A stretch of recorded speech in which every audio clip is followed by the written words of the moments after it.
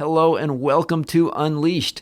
Unleashed is produced by Umbrex. You can learn more about us at umbrex.com, Umbrex. I'm your host, Will Bachman, and I'm here today with Niul Burton, who is a true procurement expert. He's been a senior partner in procurement at several top consulting firms. Niul, welcome to the show. Thank you, Will. Pleasure to be on. So Niul, what I was hoping we could do today is do a bit of a procurement 101 session and strategic sourcing 101. And maybe you could help orient me by starting out with a bit of a definition of what is procurement, what is strategic sourcing, how do those two terms relate? Which is a subset of the other? So let me try and do that. I think, so first of all, strategic sourcing should be a subset of procurement. Procurement broadly is the function of acquiring goods or services as inputs to a company's operations. Whether it goes through the procurement function or it's handled by the other functions, there's obviously an activity that goes on to identify, negotiate, contract with, and work with suppliers on an ongoing basis, and that's essentially what procurement is. Strategic sourcing as a subset is a discipline, a methodology that probably first started evolving about a little more than 30 years ago, I guess the beginning of my career, which was to take a much more kind of strategic, big picture perspective of how a company was spending its money and selecting its suppliers in order to maximize the value from that spend. Okay. And are there other parts of procurement that are not strategic sourcing, maybe downstream of strategic sourcing? Like what are the other kind of major functions within procurement? Yes. So I guess at a simple level, you start off at the front end. What are the needs and the requirements that you're trying to satisfy? You then select your suppliers, which would be the strategic sourcing. You contract with them, so there's a contracting exercise, and then you have the day-to-day operational execution of what we call purchase to pay. So if you're a user in an organization, you have a particular need, you create a requisition, maybe online, in the system. That requisition is approved, converts into a purchase order, which is sent to a supplier, and the supplier then fills that purchase order and invoices for those goods or services. That's what's typically called P2P, or purchase to pay. And all that is within the realm of procurement. What about enterprise risk management or third-party risk management, that kind of piece? Is that part of contracting, or where does that fit in? So that's a kind of a somewhat more recent evolution. Sometimes third-party risk management sits within procurement. Sometimes it's adjacent to it because there are third parties other than suppliers that need to be, maybe they're licensees or the distributors that also need to be managed from a risk perspective. But within the procurement function, there is now an increasing focus around the risk management that comes with the relationship with the supplier, whether that is cybersecurity risks associated with that supplier, if you're giving them access to your systems, whether it's quality risks, operational risks, business continuity risks. So procurement is doing more supplier risk management, which is, if you like, a subset of third parties, because there are, as I say, there are other third parties that you're usually dealing with. Okay, great. So let's now focus on strategic sourcing. Give me kind of the 101. What is strategic sourcing? I'll let you lead. We probably want to cover what it is, what are the different pieces of it, what's the kind of the typical process, beginning to end. So I'll let you start wherever you think is right to give me the intro. Yeah, so strategic sourcing was really an evolution of the what used to be called the purchasing function, the procurement function, to be able to drive more value for an organization. So historically, purchasing was simply a department that executed purchase orders. They were told by manufacturing or by operations, hey, this is the supplier we want to do business with. This is what we've already agreed. Can you just put the the purchase order together to cover it, to cover the T's and C's? And what was happening then in the past was it was all very transactional or relationship driven. And that meant that there was a huge opportunity to create more value. Most organizations, more than 50% of the revenue that comes in goes out of the door to the supply base. So in any situation where you're trying to manage costs and drive value, procurement and the relationship with the suppliers creates a tremendous opportunity. And so strategic sourcing was really taking a totally new view of how you were spending your money. So give you an example perhaps of how this might work. Former client of mine, big manufacturing company, sites across the country, worked with a supplier to deliver services to their sites. They had 36 different contracts for their 36 different sites, all with different T's and C's, different pricing, just really independent agreements, which typically is great for the supplier, but it's not great for the customer. And the opportunity here was to say, rather than looking at it at a site basis and say we spend $10 million a year on this service and we want a contract, for that $10 million, we want to think about this as our entire organization. And we know that we're not buying it this year, but we're going to be buying it for 5 years out. So now we want to come to the market and say, we have a commercial relationship here that's worth $1.5 billion. How do the suppliers want to bid for that business so that we can get the best value, which may not just be price, it may be services and other innovation and other capabilities that the supplier can bring. So what we're strategic sourcing from a big picture point of view, try to take us from that transactional buying to a much more big picture strategic relationship to drive value as we were spending our money. What are some of the typical levers for generating more value? And I'll give a couple just to kind of see, what's top of mind for me. One might be, hey, this strategic sourcing function might say, do we need to have all these different SKUs or could we consolidate? Do we have to have 15 different ballpoint pens that we order, or could we just get one standard black ballpoint pen and everyone gets the same so we can drive volume on that?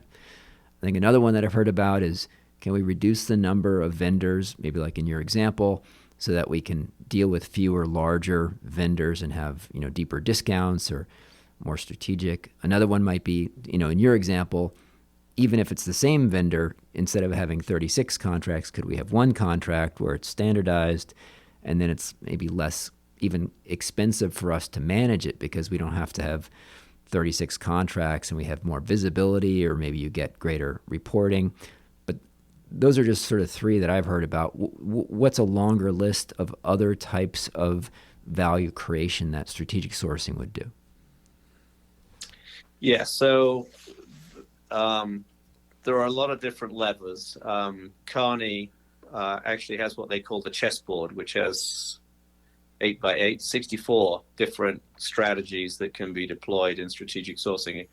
I don't know all those 64 off the top of my head, but I think so. Aggregating your volume, not only standardizing and simplifying your specifications, but aligning to industry specifications. So we would often talk about customers that would gold plate their specifications. And that meant that the suppliers were having to go through, additional different steps and costs in order to satisfy those needs, where standard industry standard specifications might be sufficient.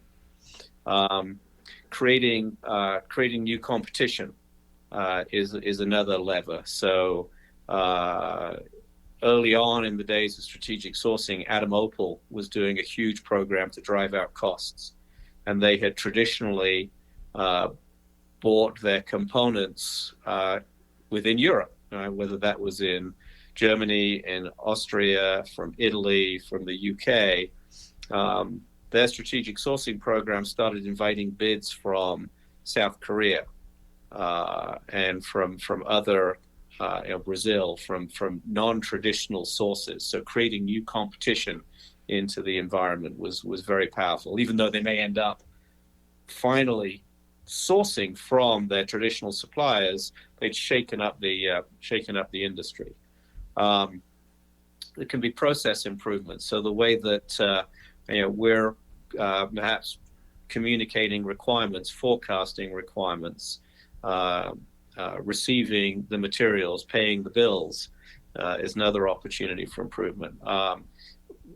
Some agreement of innovation. I worked with one client who said, "Hey, we're spending X billions of dollars with you. We would like you to allocate X percentage of your R&D budget to the issues that you and us agree, issues that are worth investing in, that we can benefit directly from." So it's really, looking to fundamentally change the relationship with the supplier. Not just how you select the supplier in the first place, but how you're going to work with the supplier day by day on an ongoing basis. If you're asked to come in and assess the procurement function of a company, maybe during a due diligence, or at the beginning of a project when you're doing current state, what are the sort of 5 or 10 questions that you ask, that you look at to assess how good a procurement function is? Maybe there's a standardized sort of 6 levels of maturity or something like that. Tell me about how you assess a function. So there's probably 7 or 8 dimensions that I would typically be looking at in a procurement function. So the first one is around their business strategy, and how are they aligning with their business partners and their stakeholders. So procurement is a means to an end rather than an end in itself. So one of the questions is, what's the strategy? How are you intending to deliver value to your organization? How are you engaging with the other supply chain functions? How are you engaging with marketing? How are you engaging with HR? How are you engaging with finance, in order to make sure that you are aligned and you're accomplishing the bigger goals of the business, and then figuring out how that cascades into the procurement function. I'm looking at the organization in terms of how are we organized. Typically, there's 3 buckets in a procurement organization. There's the strategic team, which is doing category management, strategic sourcing, maybe some contracts management, supplier relationship activities. And then there's the operational part of the organization, which is handling that P2P, purchase to pay, daily transactions, which, if you can imagine, are in the hundreds of thousands or millions a year. And then there's a kind of a support team that's defining what kind of systems and technology are we using to support our processes, how are we training and developing our people, how are we measuring our performance, benchmarking ourselves. So I want to assess those 3 groups within the organization. And then, what does governance look like? How are decisions being made? Is this a fully decentralized organization? Is it a center-led organization where the center is driving what happens in the business units, or is it a fully centralized business? I would look at the processes, the 3 kind of key areas of category management, strategic sourcing, contracting, supplier management is the second, and then the P2P is the third. And a fundamental piece of that is whether the company understands its spend. And there's pretty good tools available now. But yeah, how well does a company understand what the money is going out the door? And we used to talk about it as a spend cube, which is like a three-dimensional database where one dimension is the category, the second dimension is the business unit, and the third dimension is the supplier. So how well does a company understand how it's spending its money? And then how well is the function enabled from a people development learning capability and from a tools and technology point of view? Those are the areas that I think about as I want to assess a procurement function. Talk to me a bit more about category management. What would a director of category management, or what does that function do? How is that different from strategic sourcing, or maybe it's the same? It's the terms are used somewhat synonymously. They're not really entirely the same in my mind, but there's a huge overlap. So so again, talking about managing the value, and as one of my clients said, he came into the position to run the procurement function, and prior to his joining or taking on that role, there'd been very much a focus on the transactions and being able to execute those purchase orders and get delivery of the goods or services. But they didn't think about how they were spending that money. They were simply making sure they were spending it efficiently. And his comment was, I'm gonna change my focus from managing my $60 million budget of how I execute those transactions. I'm now going to focus on the $6 billion of spend and how I drive value from that. So category management is thinking about, the entirety of the spend. How do we better manage that for the benefit of the organization? And one of the first steps after understanding, all the dollars that are going out of the door is how do you define the categories? And from my point of view, you actually want to define the categories from a supply market perspective. Oftentimes, there's an inclination to think about it from an internal point of view, and companies want to define the categories in the way that they think about it or they use it.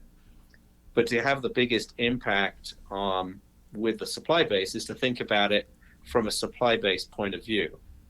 So if you have, I'm trying to think of a good example category where we may think about it as one category, but in practice the supply market views it as three different things. So for example, we internally we might think about IT as a category, but in practice the hardware suppliers are totally different from the software suppliers. Mm-hmm, mm-hmm. And so we want to think from a category management point of view, we want to think of our spend in a way that we understand all of our software versus all of our hardware versus all of our services, because we're going to go to market to drive value in three different areas. Yeah. So, or for like McDonald's, instead of just saying, okay, well, let's think about all of the costs of a Big Mac, right? The supply market doesn't think that way. You'd want to say, okay, what's our beef spend and what's our, lettuce spend and our bun spend or flour, right? Because the market doesn't think about supplying Big Mac ingredients. That's exactly right. And if you go to the beef supplier and you structure your business, your opportunity in a way that is most attractive to them, then you're going to get the best deal. Okay. You mentioned supply chain earlier. What is the relationship between the procurement function and the supply chain? Seems it's definitely connected around that operational piece, buying stuff on a tactical basis. Is it often the same executive, or do you have one exec who's in charge of procurement, someone who's in charge of supply chain, and how do those overlap? So I think, particularly in a manufacturing situation, you want procurement as a part of the supply chain organization. And it's in the slides that I'll send to you, Will. There's a model called the supply chain operational reference model, which has been around a long time. but it articulates the main components of supply chain, which is planning, and then buying, making, and shipping, I guess, distribution in simple terms. And so in that context, buying is in support of what's being planned and what manufacturing is going to need. And so procurement really is a component of a broader supply chain, particularly when you've got that physical supply chain that's taking place. It becomes a little bit less clear when you're thinking about like a financial institution, because they don't have supply chain in quite the same way, and procurement is probably a bigger component, a bigger concern because of the amount of dollars that are being spent. But I think of procurement as being a part of supply chain. What would you say for perhaps a manufacturing company, so we can kind of keep it targeted, although you can alternate if it depends by the industry. What would some good KPIs be, key performance indicators, if you're assessing a company, looking at the procurement function? What do you typically expect to see as the KPIs? So it tends to fall into that kind of strategic operational setup again. From a strategic point of view, I think every procurement organization continues to be measured on their year-on-year cost savings, which is a big part of what's driven through the strategic sourcing program. But in order to kind of know that I'm doing that well, I also want to have I want to track the extent to which I'm doing category strategy reviews on a regular basis. I want to be tracking the extent to which we're having supplier reviews with our strategic suppliers on a regular basis. And I also want to track how much traction my agreements have within my own organization. So there's a thing we call maverick spend. So if you can imagine, the procurement organization is putting in place these agreements with selected suppliers across the categories that we're buying. But individuals out in the organization oftentimes can still go out and buy something independently.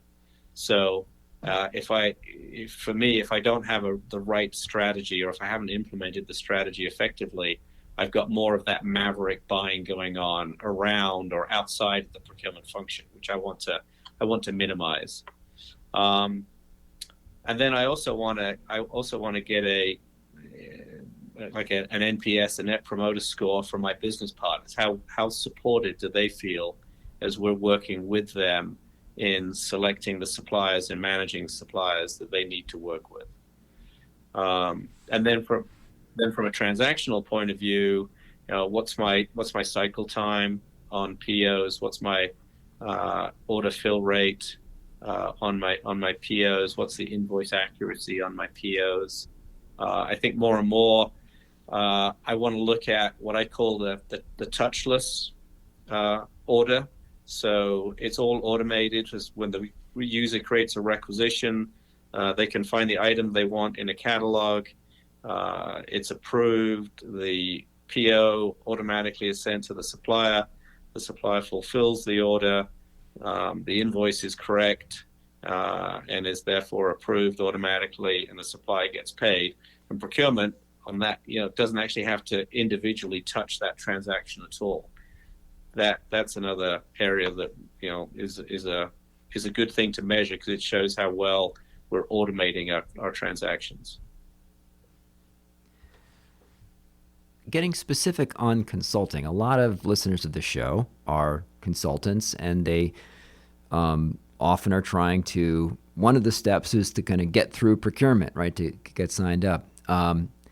So a couple questions bundled together here. One is, any tips you have for particularly smaller vendors like independent management consultants, any tips on getting through the procurement process? And kind of related to that is it possible, do you think, for an independent consultant or a small boutique firm to just go directly to procurement and say, hey, we'd like to get on your preferred vendor list as professional service firm. We offer this service that, a company like yours would buy and probably needs, and proactively kind of get listed. The much more common scenario is some executive finds the consultant. They say, okay, I want to use this person. They pound the table. They go to procurement and says, I want to get this person onboarded. But is it possible, in your view, to kind of go reverse and first approach find the person in procurement who's responsible for professional services category, and then see if you can get, on their list? So let me answer the second question first. In terms of getting on the list, I don't think that would be a fruitful way to go, because I don't think that whoever in procurement is the gatekeeper for consulting services. I think rarely are they pushing those kind of names or capabilities back to the business partners. I think it's different if you're an Accenture or a Deloitte, right? But for the folks that you and I are talking about, I don't know that I would not put the time in to try and get onto a preferred provider list. I don't know that would be fruitful, because I think most of the, if not all of the buying from the smaller boutique kind of consulting firms is happening where there's a relationship with the executive that needs the service. So that's where I would focus my time and attention, is finding the buyer, the decision maker on the buy.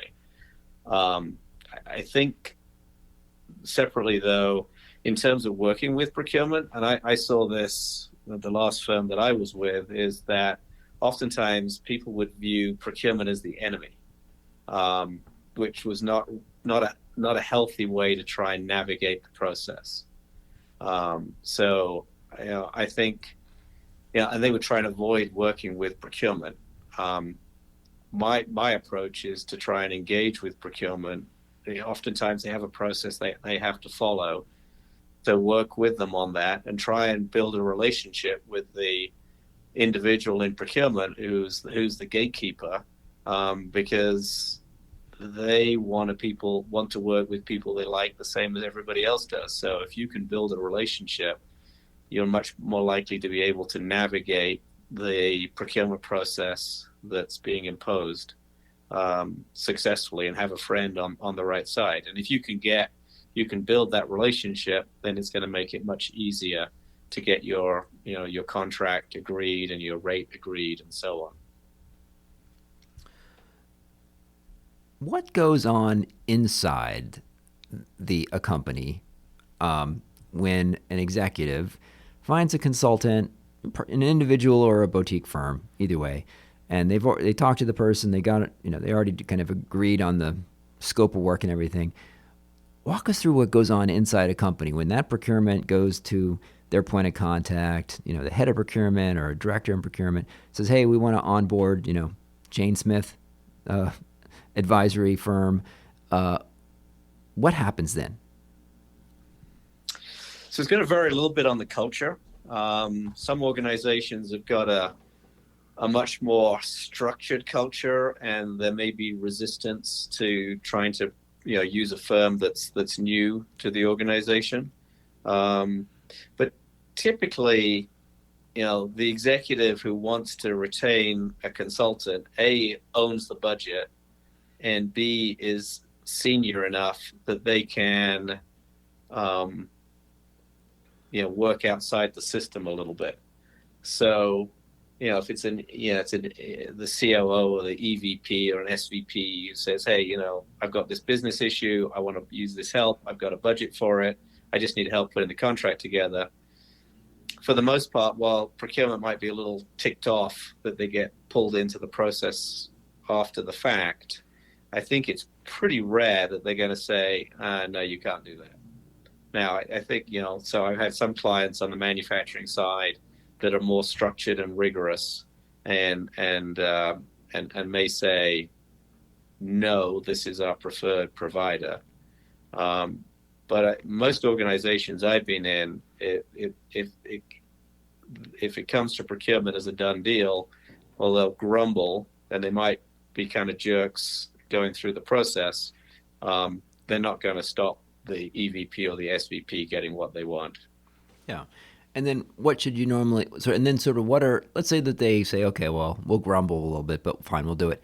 What is kind of actually happening there on the inside? So, I mean, I know from the consultant side, what I see, they'll send you sometimes, okay, sign off for like very IT security checklist, or they'll ask, different stuff like vendor setup forms and so forth. But what's kind of going on the inside? Are they putting you into a system? Are they going through different, are they running like a credit check on you? Or like what sorts of things are happening on the inside that I might not see? So I think you'll probably see some part of the process where it impacts you. So they're going to probably send you some kind of contract or statement of work with standard terms and conditions. There is going to be, they may have an insurance requirement that you carry so much of insurance. They want to put you in the system because they want to streamline and automate the process as much as possible. So in many cases, people, like in a Reba solution or a Coupa solution, you'll be in the system as an approved vendor. So when your invoice comes in and is approved, you get paid, automatically out of the system. They've got all the details that they need. They've got the W-8 or W-9, whatever it is.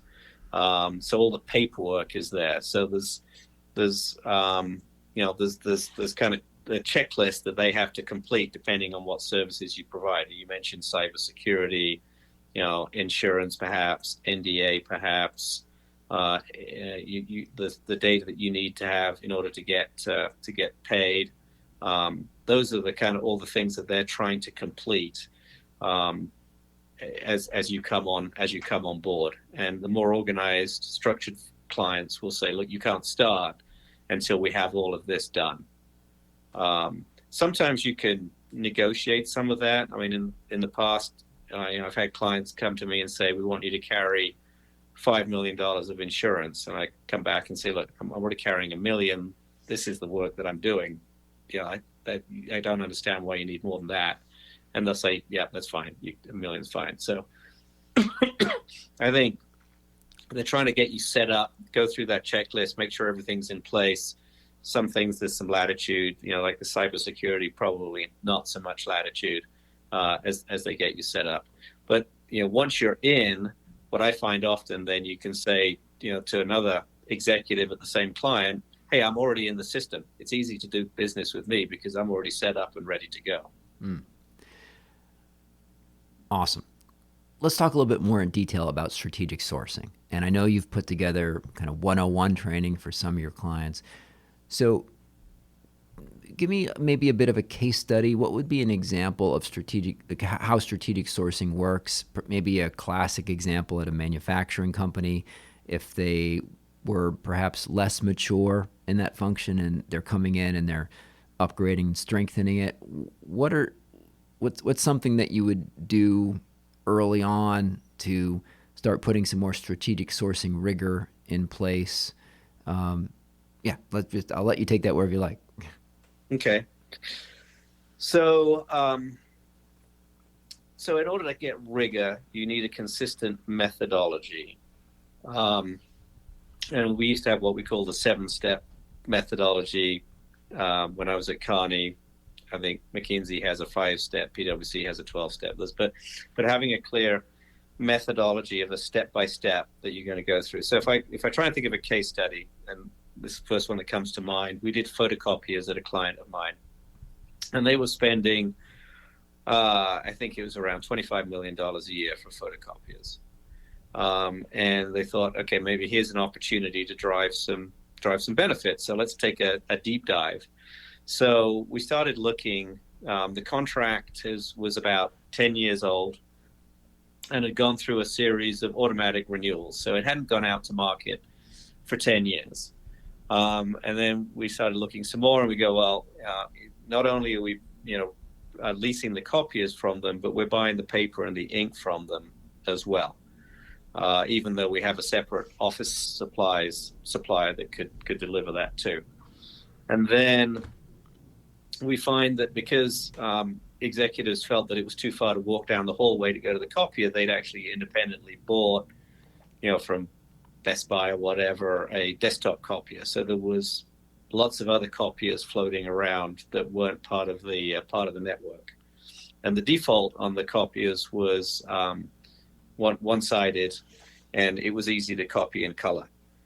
And so we started to kind of peel this back in terms of not just what was our contract with for printers, but how were we using these printers, and what kind of cost was that driving into the system? And so what policy changes did we need? So we worked with the various business partners, so they understood what we were trying to do, mainly finance, because finance had an interest in driving costs out. But we were able to come up with a strategy. Once we had this full understanding, we were able to come up with a strategy where we separated out the bid for the machines from the bid from the supplies, and we started putting policies in place around efficient use of printing and minimizing printing. And we bundled all that together, and including, so if I go back to the methodology, the first step in the methodology is kind of an internal analysis and understanding requirements and usage and expected future demand and so on, understanding who we're working with. The second step is understanding what's happening in the supply markets and how technology is changing. And then you pull that together and you develop a strategy. So in this case, it was, separating out the lease from the supplies, and then putting policies in place. We then went out to market. We got bids from multiple equipment manufacturers, and we represented it as a multi-year exclusive business opportunity. So significant dollars that they could either win or lose. We got bids separately for the supplies, the paper and the toner, and we included the office supplies supplier as well as the equipment suppliers in that. We got agreement to change policies and have the default as double-sided, black and white, no desktop printers would be approved, etc. And through all of those changes, we ended up with the same supplier for the machines, so we didn't have to change out the machines, but we took 36% out of the costs. Amazing. So that's kind of a simple example of strategic sourcing, where you think about it in a much bigger picture than just leasing machines. In a typical strategic sourcing, maybe for manufacturing, is there a step in there where you maybe you've historically been buying from one supplier? Is it a standard step to kind of scour the universe and look for all of the suppliers in the universe that could be potential vendors for that? Or maybe looking at all your other vendors and seeing if they also could sell you this, this particular widget? Yes, yeah, that's a very good point. So, you want to understand the universe of the supply base, and in some cases you'll go through a couple of steps in determining who you want to actually solicit bids from. So we would go through what we called an RFI, where we would look for a fairly streamlined set of information for potentially a large number of suppliers to see how well qualified and interested they were in the business that we would be offering. And we would do an RFI and potentially down select on the supply base before we would go to an RFP. Talk to me about that, about the difference between RFI, which I think RFP, right, and RFQ. So an RFI, as I say, it's a request for information. So we're not really soliciting a bid, but we're trying to get information and understanding around a certain set of criteria. It might be capacities, volumes, locations, quality commitments, that kind of information that you need to know in order to determine whether a supplier is indeed capable of providing the services that you're looking for. An RFQ is a request for quote, which in my mind is pretty simple. It's like, what's the price for this part? And then a request for proposal, in my mind, is a bigger business question. How can you help me satisfy my requirements? And you might have, open-ended questions in there. It's not just about a price, but it might be, service level commitments, willingness to provide, nearby warehousing, just-in-time delivery, traceability, and it's more kind of, as I say, open-ended, so that the supplier can actually propose new ideas in terms of how they can, differentiate their services and provide better value to you. So I worked with one client, oil and gas client, and they were looking for bids on scaffolding, and we created the proposal to send it out to the scaffolding providers, and one of the bidders actually had a number of recommendations about how to streamline activities and take out some significant costs by changing the way that they were planning and scheduling and installing the scaffolding. Oh, that's cool. Because the way that I would talk about it is, nobody understands this business better than the supplier. And so getting ideas and innovation from the supplier can be extremely fruitful.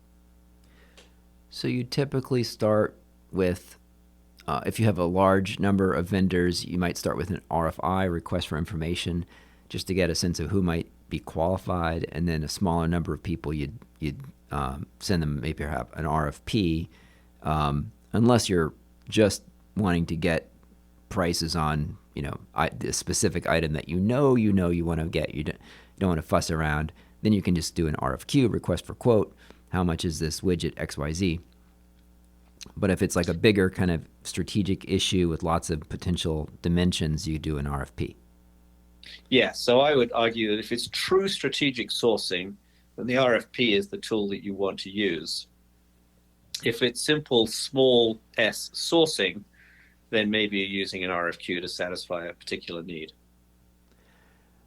What is part of the 101 on strategic sourcing that I haven't asked you about yet that we should cover before we wrap up?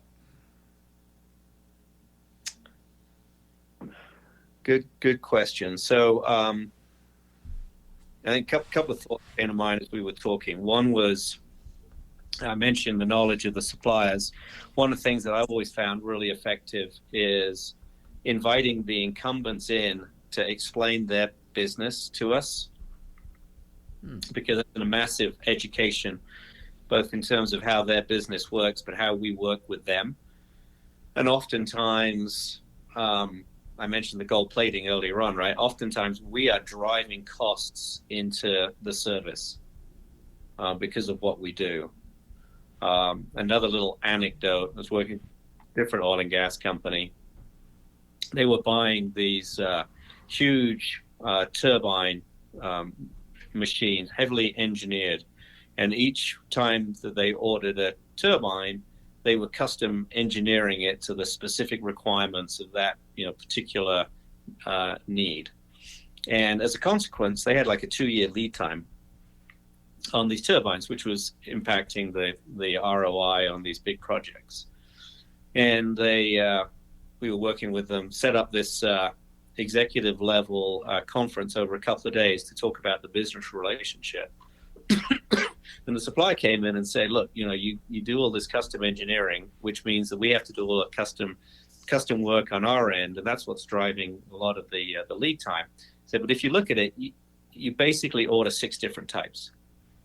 And if you could just agree on those 6 unique specifications for Arctic, tropical, offshore, onshore, whatever it was, right, we could reduce your lead time down to a year. Now, so now that in my mind is strategic sourcing, because you're fundamentally changing the way that you work internally in order to engage with the supplier to drive a lot of the inefficiencies and costs out of the process and benefit both parties. So anyway, so that was one example of talking to the suppliers. The other piece is not shortchanging the transition, right? Because you go through this process, you may end up selecting a supplier that's not your incumbent today, because of what they're willing to and able to do for you in the future. But transitioning from your incumbent to a new supplier can be a major undertaking, where you need to pilot, verify quality, whatever. And so understanding the lead time that goes into that, and the time and the effort that's going to have to go into that, adds to the overall time period. And typically strategic sourcing, in my mind, is about a 6-month exercise. It might be less for something like photocopiers. It might be more for heavily engineered equipment. Oftentimes I hear folks saying, we'll do this in 3 months, we'll do this in 2 months. Realistically, in order to do all the work that's necessary, it's a 6-month exercise. Talk to me a bit more about the procurement organization. And there maybe just not be one standard organization, but maybe there's a few alternate typical ways. But what are maybe you sort of give us an example for a mid-sized manufacturing company, maybe 1 to 2 billion in revenue, something. What would a procurement organization look like in terms of how many people? What are the different departments? And what are the different titles? Yeah, so manufacturing tends to be more structured, so it tends to be more centralized. And then, so you've got typically a chief procurement officer working either for a chief supply chain officer, non-manufacturing often for a CFO.